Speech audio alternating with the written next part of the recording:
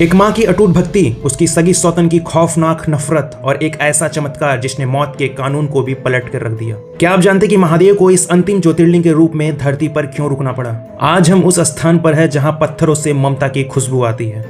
नमस्कार दोस्तों, मैं हूं सर्वेश और 12 दिन 12 ज्योतिर्लिंग चैलेंज का आज है आखिरी दिन। पिछले 11 दिनों में हम लोगों ने हजारों किलोमीटर का सफर तय किया और हर ज्योतिर्लिंग के पीछे छुपे रहस्यों को जाना। अगर आप भी इस पवित्र यात्रा में जुड़ना चाहते हैं तो अभी चैनल को सब्सक्राइब करें और आप हिस्सा बन सकते हैं इस पवित्र यात्रा का। दोस्तों, घृणेश्वर ज्योतिर्लिंग की कहानी जितनी अद्भुत है उतनी भावुक भी।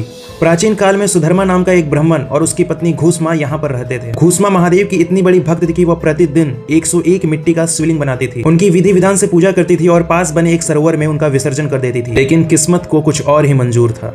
घूसमा के अपने ही सौतन ने ईर्ष्या के आग में जलकर घूसमा के जवान बेटे की हत्या कर दी और उसके शव को उसी तालाब में फेंक दिया जहां घूसमा प्रतिदिन शिवलिंग का विसर्जन करती थी। सुबह जब घूसमा को अपने बेटे की मृत्यु के बारे में पता चला तो उनके आंखों में आंसू तो थे, लेकिन महादेव पर अटूट विश्वास भी था। उन्होंने अपना नियम नहीं तोड़ा, वो हमेशा की तरह तालाब पर गई और 101 शिवलिंग का विसर्जन किया। और जैसे ही वो वापस मुड़ने लगी तभी एक ऐसा चमत्कार हुआ जिसने सबको झकझोर के रख दिया। उनका मरा हुआ बेटा जीवित होकर उसी तालाब से बाहर निकल आया। उसी क्षण महादेव प्रकट हुए और उस ईर्ष्यालु औरत को दंड देने लगे। लेकिन दयालु घूसमा ने महादेव से प्रार्थना की कि उन्हें क्षमा कर दे और जन कल्याण के लिए हमेशा के लिए इसी स्थान पर निवास करे। मां की इसी ममता और भक्ति के कारण महादेव यहाँ पर घृणेश्वर यानी घूसमा के ईश्वर के रूप में स्थापित हो गए। जब आप इस मंदिर के प्रांगण में कदम रखेंगे तो इसकी भव्यता आपको मंत्रमुग्ध कर देगी।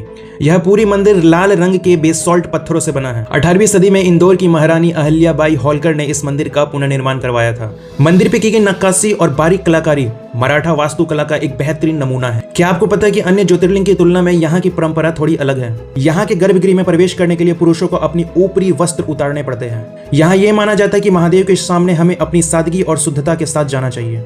यहाँ भक्त स्वयं शिवलिंग का स्पर्श करते हैं और अपना शीश महादेव के चरणों में झुका सकते हैं। अगर आप भी घृणेश्वर ज्योतिर्लिंग का दर्शन करना चाहते हैं तो नजदीकी railway station Aurangabad Chhatrapati Sambhaji Nagar railway station है, जो मंदिर से लगभग 30 किलोमीटर की दूरी पर है। नजदीकी एयरपोर्ट की बात करें तो औरंगाबाद एयरपोर्ट, जो कि मंदिर से 30 से 45 किलोमीटर की दूरी पर है। कहते हैं कि जो व्यक्ति 12 ज्योतिर्लिंग का नाम स्मरण कर लेता है उसके 7 जन्मों के पाप धुल जाते हैं। मुझे खुशी है कि मैं आप सभी को आपके साथ इस पवित्र धामों के दर्शन करा पाया। अगर इस सफर ने आप सभी के दिल को छुआ है तो इस आखिरी वीडियो को लाइक जरूर कीजिए, इस चैनल को सब्सक्राइब जरूर कीजिए और कमेंट पे लिख दीजिए हर हर महादेव।